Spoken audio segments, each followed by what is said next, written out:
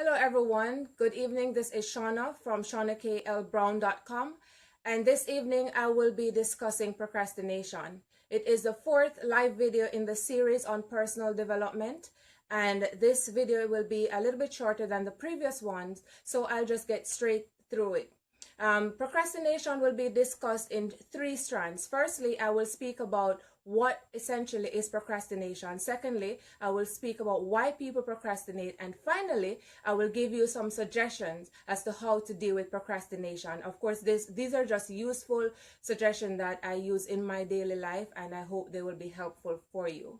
So, remember a few years ago when you were in college and you had that 40 pages essay to write, and you got about 1 month in which to prepare your research and write that essay with all your sources and your references and get that stellar A grade that you know you're so much capable of getting. And you just told yourself that, you know what, I am going to wait. I have a lot of time. I have 4 weeks in which to do this, so I'll get to it. And so you give yourself some time and you do some less important activities in the interim. And before you knew it, you had 3 weeks. And so you said to yourself, well, I still have 3 weeks left, so I'm going to just do these other things that I have to do. I have a presentation to do tomorrow that's worth 2%. Yes, this essay is worth 30% of my grade, but I will get to it. I know I have enough time. Before you knew it, it was 2 weeks left and you still hadn't started that essay, and you kept delaying it with these less important tasks that you keep doing, telling yourself that you had enough time to get this essay done. And after a while, you're there thinking you have so much time, and then your friend says to you, Shauna-kaye, that essay is due in 2 days, 48 hours. Remember, initially you got 2 months. Now it's 48 hours before the due date and you're panicking. What am I going to do? Do I really have enough time to get this paper done? It is 40 pages, it's worth 30% of my final grade, and I need to get an A. I already know I'm capable of getting this A. And now I only have 48 minutes. What do I do? Of course, I have no choice, because my professor already made it clear that he will not be giving me any extension or giving anyone at all any extension. So I have no choice but to get the work done. And so I do it and I present it, and maybe in the end I got a B. I still passed, but I'm not satisfied. How do you get rid of this feeling of being dissatisfied, knowing that you have not performed optimally? That's what we're here to talk about this evening, the issue of procrastination. So procrastination is essentially the act of delaying or prolonging something that is very important in lieu of less trivial tasks. So in other words, you use your time that you have now to do things that are not as important, and you put off the more important things for later time. That's essentially what procrastination is. And I believe that almost all of us are guilty of procrastinating at some point in time, even right now. I'm glad that you're here watching this video, but maybe someone watching the video right now has something pressing to do, and they're taking some time browsing the internet, watching a video, and hopefully when you get off this video, and I'm not going to keep you very long, you would have gotten something that will propel you into action when you leave this cast. So that's why I'm here this evening. So essentially then, what you're doing when you're procrastinating is that you have these urgent tasks to get done, but you keep telling yourself that you have time to do them later. So you're using your time now to watch some videos. I remember when I was in law school, I had a study group, and we knew that we had to be preparing for exams, but we told ourselves that we had enough time, you know, sometimes 3 months before. That's a lot of time to prepare for your exam. So we'd be on YouTube watching videos, we'd be on YouTube watching jokes and sharing it with each other and just having a good time. And then before you knew it, those 3 months turned into 3 weeks, and we had no choice but to just grind. And we lost sleep in the process. In the end, we all got through, we passed. We probably didn't get the best possible grades, but we passed our exams. What if we hadn't procrastinated? We probably would have gotten the optimal grades in all instances. So why do people procrastinate knowing all of this? There are many reasons why. One of the reasons why people procrastinate is because of the need for instant gratification. So even though you know that that important task that you're working on is going to give you some much needed gratification that you would welcome in your life, you will give that up and put in its place something that will give you immediate gratification. So you have that exam to prepare for, or you have that presentation to do at work, but you prefer to put up your feet, lay down on the couch with a bowl of popcorn and your favorite tea, and binge watch Scandal or Empire or some other thing that is current that I have no idea, because I don't really watch TV. But the point I'm making is that you use that time to do something that gives you immediate gratification, knowing in the back of your mind that you have this very important and pressing task to get done. That is one reason why people procrastinate, because of that need for instant gratification. Another reason why people procrastinate is because they become overly optimistic about the amount of time that they have. So you tell yourself that you have this large amount of time, and essentially what you're doing is that you're underestimating how much time it will take for you to get the task done. So you have 3 months and you're thinking, this is more than enough time for me to prepare for my exam or for my presentation at work or for the interview that I have coming up for my dream job. I have enough time, so I'll just do this little thing now and get to the bigger task later. Only to find out at the opportune time that if you had spent your time more wisely, you would have been able to perform optimally at the end of the day. Yes, you might end up being successful, but you might not be satisfied within yourself, because at the end of the day, you know your potential. A third reason why people procrastinate is that they procrastinate out of fear or anxiety or embarrassment or discomfort, believe it or not. Sometimes you become so anxious because the task looks so monumental that you end up putting it off. You end up delaying it, saying that I'll get to it when I'm in a better frame of mind, or when I have enough information, or when I'm settled, and that time never really comes. So you really have to find a way to avert those feelings so that you can actually get to the task that you have to do. And that's easier said than done, because all of us, including myself, are guilty of procrastinating, mainly because we always feel as though we will get to it at some point in time. The fourth reason why people sometimes procrastinate is because of overwhelm. Yes, sometimes the task seems so daunting and it's so huge, it's so out of your scope that you become overwhelmed, and you feel like if you delay, you're going to come up with some answers on your own, or you will find someone to help you, or you will get some guidance, or if you just do some more research, you will get to it. So because of the overwhelming feeling that you're experiencing, you feel like you shouldn't start yet until you're good and ready. And surprisingly, a lot of people who are high achievers and perfectionists are people who procrastinate. And the reason for that is, if they feel overwhelmed in the moment now, and they feel as though if they start the task, they're not going to be able to get something that they'll be satisfied with in the end, because they want it to be perfect when it is finally done. So they keep putting it off, thinking that when they have everything in place, they'll be able to get the kind of result that they are looking for. And so they will actually delay getting the task done right now. So having shared those reasons why people procrastinate, I am now going to give you some other reasons as to why it is dangerous. When you procrastinate, and I have alluded to it, throughout this presentation, one of the main reasons why it is dangerous to procrastinate is that you limit yourself. You do not get to perform at your best, because when you become pressed for time, and then that mixed in with the anxiety and the fact that you don't have an option but to complete the task, you just finish a product. It might not be your best work, but you just finish it because you have to submit it, or you have to do that presentation at work, or you have to get that exam done, or you have to do that workshop. You're not quite ready, but with far less time than when you had started out, you had no choice but to get it done. And so in the end, you might become successful in that you didn't fail, but you didn't get the best possible result. So that's one of the reasons why it is so dangerous to procrastinate. And a second reason is how people will see you. You pretty much lose some amount of social momentum. And what I mean by that is, people think that you are less reliable. After a while, people say, that girl, she's smart, or that young man, he is brilliant, but he wastes so much time. I'm not sure I can rely on him to get this huge task done. So if you want people to be able to rely on you, that will be depicted through your work ethic. and through the way how you treat time and the way how you treat important tasks that you have to get done.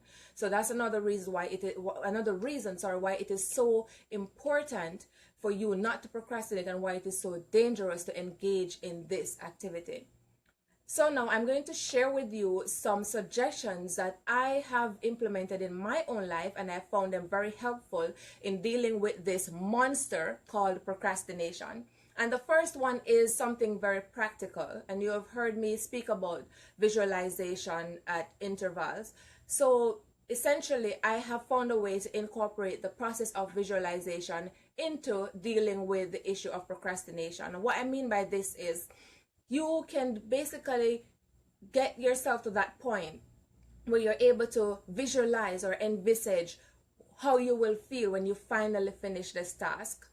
And if you are someone who is very practical in that sense, or you have a very imaginative mind, and you can visualize that thing that you're working on, the end result, and how you will feel, then you understand what I'm saying. Because that rush of endorphins that you will get will just propel you into action. Because that feeling, because you're so effective at visualizing, the feeling is so palpable that you just cannot wait to actually taste it. You cannot wait to actually reap the benefit of your work. You cannot wait to taste that amazing feeling of success. So through the process of visualization, you're propelled into action and you get the job done now, because you just cannot wait to experience that which you have imagined. Now you can flip that and still actually become effective at dealing with procrastination. So suppose you're someone who is motivated by fear. You can visualize how you would feel if it is that you did not complete that task. And the fear and anxiety that puts inside of you will propel you into action, because you know that at the end of the day, you do not want to experience those petrifying feelings. So that again will just push you to get the job done. So there are actually two different spectrums from which you can apply the principle of visualization to help you to overcome the monster called procrastination. Again, you can visualize how you will feel when you actually accomplish this task, having put in the hard work. Or because you're someone who is motivated by fear, you envisage what would happen in a worst case scenario where you didn't get to complete the task, and how disappointed you would be in yourself, how disappointed other people would be in you, or embarrassed you would feel, and how anxiety would just take you over. And because of that, you are motivated to get the job done. The third suggestion I have that will help you to deal with this issue of procrastination is, when you have something that is very huge, something that is very monumental to get done, we all know what that does. It is very daunting, and it makes you feel so overwhelmed that sometimes in extreme cases, some people don't bother to do it at all. I've seen cases where students didn't show up for exams because even though they prepared somewhat, they preferred to fail than to go in there and get a low grade, because they knew that their best was better than that, but they did not apply their time well, and through procrastination they panicked and they just didn't show up at all. So one way to overcome that feeling of being so anxious because a task looked as though it is bigger than you is to break it up into smaller tasks. Now, one elephant in the room that I would like to address is the whole issue of fitness, and I'm addressing that because as much as I believe in fitness and eating healthy, and I do try to deal with these issues in my life, I try to live a holistically healthy lifestyle, I must tell you that for me to go to exercise, to go to the gym, I need all the motivation that I can get. And sometimes when I look at how far it is for me to travel a mile to go to the gym, that alone is a deterrent. And sometimes I just say, you know what, I'll do it tomorrow, and tomorrow never comes. So one way to really deal with that is to break it up into smaller steps. So, and when I say smaller steps, it might even seem silly, but it works for me because I get in my head a lot, and small things that appear silly actually work. Like taking out the best clothes that you want to wear to the gym, or the best sneakers, or the pair of socks, and just paying attention to every little part of the journey. And then if you're going to walk to the gym, you know, you tell yourself, okay, I'm going to walk the first quarter mile, and then I'm going to jog the second quarter mile, and you break it up into smaller steps. And you finally get to the gym, having done these little things, you feel pumped and ready, because you feel like even walking to the gym gave you that extra boost and burn 200 calories, and you know you can actually go inside and do something. That's probably not the best example, but that's something that works for me. But it's something that you can apply to a myriad of experiences throughout your life. Like if you have a paper to write, and it's something that is a lot of work, it's your thesis for your master's, and you feel as though it's just too much, instead of just looking at the big picture of completing that paper and submitting it, you can start by saying, okay, where am I going to start doing my research? And then you break down the research into segments, and then you start. You probably have to go in the field and do some field work. You probably have to do some questionnaires. You probably have to interview some people. You just break it up. And you enjoy the process. Okay, today I'm going to reserve this day to do the interviews, and tomorrow I'm going to go in the field and get some questionnaires done, and then I'm going to compile my data. And you break it up into parts. When you break it up into smaller parts, then it doesn't seem so daunting, and each time you accomplish one of those goals, you're motivated to go on to the next step. So that's another way to deal with the issue of procrastination. The fourth way that I would suggest is a self-starter that has been proposed by W. Clement Stone and Napoleon Hill. Napoleon Hill spoke about this in his book, Think and Grow Rich. And it's simply this: do it now. Right? Those three words are very powerful. Instead of waiting until the appointed time to get the task done, do it now.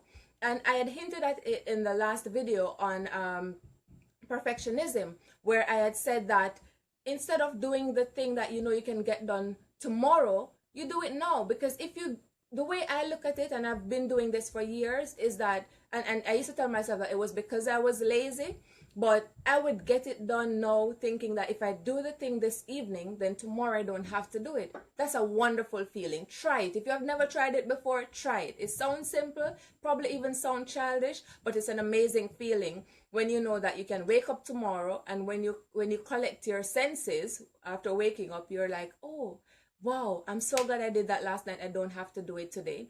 So when you have something to do, just do it now. And another person has suggested to start. Even though you don't know where you're headed and you don't have all the pieces in place, just start. Get started. Because once you start navigating the course, the issue of it being so daunting almost becomes second nature, because having started, your mind starts working a different way. Okay, I've started this thing. How do I figure it out? So your focus shifts, and it's now, how do I navigate this course to finish it completely? And so after a while, it doesn't seem so daunting anymore, because your focus is now on finishing it, having started. So that's my fourth suggestion. Do it now or get started. And the fifth suggestion is to set some false deadlines. If you have a month to get that paper done, or a month to do that presentation at work, or to make that big pitch that everybody is relying on, or if you have to show up in court to go up against this well-established attorney who has been practicing for 25 years, you are scared out of your wit because you feel like this person might massacre you. But you have your knowledge fresh out of law school, and you know that you are well, and you're able to get this job done. So rather than being daunted by this person who has years and years of practice, get the research done, get to work, get to the library, get to the cases, get the work done. And I promise you, if you break that up into steps and deal with each of the issues that you're going to submit when you go to court, you are going to surprise yourself. Even that attorney standing across from you, practicing for 25 years, may look at you, a young little law student, a young lawyer, fresh out of law school, and be impressed. They will come over to you and shake your hand for having been so committed and having been so prepared. So do not let large tasks become daunting for you. Set some false deadlines. If you know you have a month, tell yourself you have 3 weeks or even 2 weeks, because at the end of 2 weeks, when you'd have completed somewhat of a first draft, that's a motivation, and you feel as though, okay, I can now revisit it and correct the errors and brush up, as we would say. And in the end, you have outstanding work to present because you have it in you. You're capable of doing that. So guys, do it now. It works. My final suggestion to deal with this issue of procrastination is to get an accountability partner. Now, this doesn't have to be someone who you even know personally. It might be a virtual friend, like someone on social media that you talk to a lot, someone who you have gotten close to just virtually, and that person can hold you accountable. Maybe you have similar goals or similar dreams, and you share them with each other, and so you can motivate each other. They can hold you accountable. Another way to hold yourself accountable is to just put it out there. I know it sounds crazy, but just go on Facebook and put it out there. What am I going to do next week? This time I would have completed X. It's like, because of the embarrassment that you're going to feel knowing that you did not complete that task, that alone is motivation. Trust me. Like, I promised you guys that I was going to do a presentation on personal development. This is something that I've been wanting to do for a very long time, but I have had a lot of different things to do with my work and being promoted at work and preparing for speeches, and it's a lot of different things that I have to do. So I really have to sit down and map out my day, and sometimes it's very hard to get everything done. But if you notice, what I normally do is I send you a little synopsis before I come on, like an hour or two before, what I'm going to discuss. So if it is that I didn't have all my points together in a coherent way, I know now, having put it out there, that I have no choice, because I'm a woman of my word. And if I say I am going to do it, you best believe I will. I don't make promises unless I know I can keep them. And that's something that is also very important. And that ties in again with the issue of procrastination. When you start becoming true to your word, and if you want people to rely on you, that will force you into action, because procrastination does not go hand in hand with you standing up and coming through on your word. If you want people to be able to rely on you, you have to get rid of this monster. I hope these tips that I have shared with you were helpful. They're basic tips, but they are very they're tips that you can implement in your daily life as you go about your tasks. I mean, life itself is not easy, and sometimes, I may come and these things sound so utopian and you feel as though someone with a perfect life can apply them, but they would be inapplicable in your life. But that is not true. And you don't have to do every single thing one time. Maybe your takeaway from this evening is just one thing. Do it now and see if that works for you. Do it now, or get an accountability partner, your husband or your wife or your best friend or your buddy, just someone close to you, or a family member, or just someone who believes in your dream, and have that person hold you accountable. That goes a long way. So again, guys, I really hope that these tips were helpful. I will keep sharing. This wraps up the presentation on personal development. If you have any other suggestion in this series that you would like me to speak about, please let me know, and I will do my best to get to it in as short a time as possible.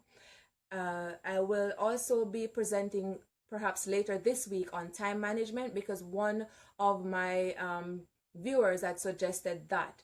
And even though I don't necessarily believe that you can manage time per se, but I have some suggestion as to how to use your time in an optimal way, and I hope those tips will be helpful for you as well. So again, guys, thank you so much for joining, and I do hope you found these tips helpful. As usual, leave your comments, your suggestions, and your thoughts in the box below, and I will get back to you as soon as possible. Feel free to visit my website at www.shauna-kaye.brown.com. You can follow me on Instagram at skbrenaissancewoman, or you can follow me on Twitter at sk_brown. I'm always happy to hear from you. Feel free to utilize the comment section on my website, and subscribe to my website. I have free PDF documents that I have compiled, and I'm giving them away. So feel free to subscribe to my website to make use of these this information that I have circulating.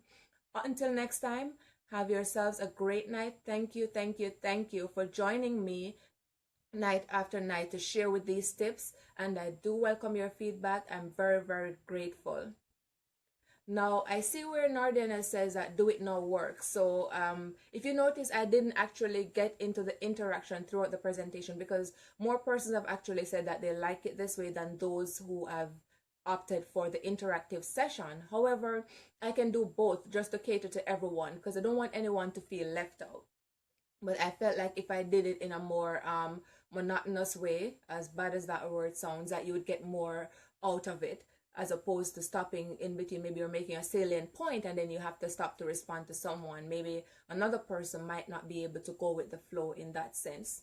So guys, I apologize for earlier when I had started and I got a call, which has never happened before, and somehow I didn't plan for that, you know, possibility. So I was a bit thrown off, but I got right back on because, like I said, I made a promise and I had to come through. Again, if you have any questions or suggestions, feel free. Now is the time to share because I'm about to go. I'm in New York and tomorrow we're going to have a snowstorm.